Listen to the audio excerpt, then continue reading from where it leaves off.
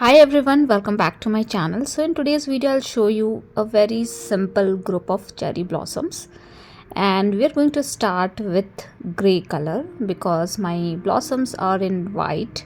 So I want to create a white flower. So basically our shade is white, so we need a gray shade of color. So you can definitely mix white and little bit of black into it to make it gray, or you can mix many different color to make it little grayish.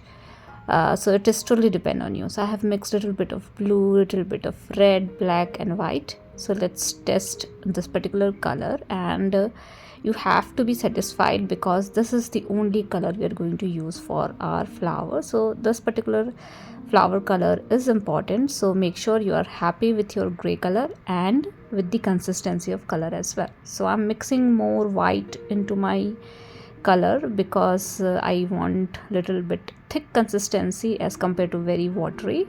So I have mixed lots of white and a little bit of black into it to make something like this. Now for the petals, you need to create an teardrop kind of shape. So what you need to do is you can start from one point, go upward direction and come back to the same point again without lifting your brush. So something like this you can do. As you can see, it is easy. If you're not comfortable doing this using one stroke technique, you can try simple petals. So you need to press your brush a little bit to create a petal kind of shape, and that is also fine. As I said, this is an easy version of cherry blossom, so we are not concentrating too much on detailing like folds into the petal area and different perspective of cherry blossom. I have already created many video wherein I have explained about different perspective of flowers, so if you want you can refer to that videos. Now let's start with creating flower. So I want to create two flower with normal perspective. So when I'm saying perspective, trust me, I'm not too much concentrating on the perspective, but little bit variation in the flower is important because we are creating a group of flower. So you can create a simple flower like this having 5 to 6 petals into it. Now let me create one more.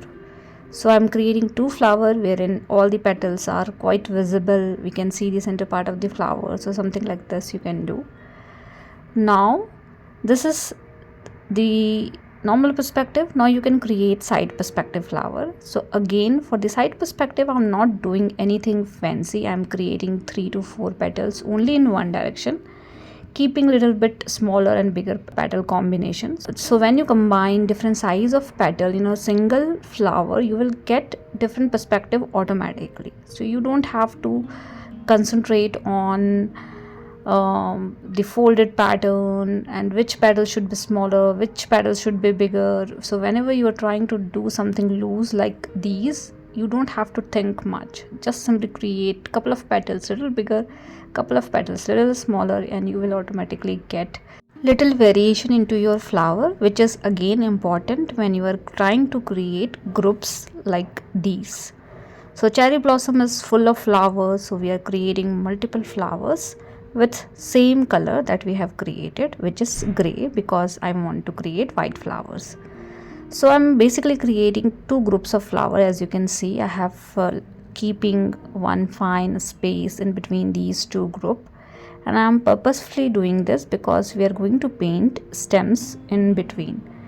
Now at the tip of the string you can create couple of flower buds, and because our group is simple and this is for beginners, so for the flower bird you don't have to do much. You can simply create an round and little bit oval kind of shape in between the flowers and at the tip of this particular composition, so that you can replicate the flower birds as well. And likewise keep adding different kind of flowers, like little bit tilted towards left side, right side, normal perspective, side perspective, and keep adding until you're satisfied with your composition. So I think this much is enough. I'm happy with my composition. Now my flowers are incomplete. We need to do so many things around the flower area, but before that it's time to add stem. So for the stem I want brownish color. So you can directly use any kind of brown color from your palette. If not, you can add all the three primary colors together to get very nice vibrant reddish brownish kind of color. So I'm mixing yellow, blue and red together to create a brown color. And then with rough hand you can start creating stem. So at the base you have little bigger stem, you have sub stems also coming from the main stem, little finer. So basically you need to create multiple sub branches coming from the main branch. You have little texture around the stem area, and keep adding stems in between the flowers that we have. So all the flowers should be connected. It should not look like the flowers are hanging in the air itself. So make sure you are connecting all these flowers together. We have this in between space, so I'm creating a stem in that particular area and creating substem as well. Substems are little finer as compared to the main stem, and keep adding these things in between your flower. So I'm doing this with the help of brown color itself, which I have created mixing so many colors together like red and yellow and blue. So basically you can mix red and green to get little vibrant brownish color, and you can keep adding these fine stems in between your flowers. Now you can feel the cherry blossom effect into your painting, right? So something like this you have done. Now with the help of very lighter shade of green color, so I want to keep it very light, so I'm mixing my yellow green and I'm mixing more yellow into it. So it should be very light in shade when it comes to the green color. And then with the help of fine brush or with the help of tip of your brush, you can start creating a stem. So when it comes to the cherry blossom, I think stem is a very important factor. So you can start creating fine lines around your petal area as per the perspective of flowers, obviously. So if you have a straight perspective, so you can create a stem all around.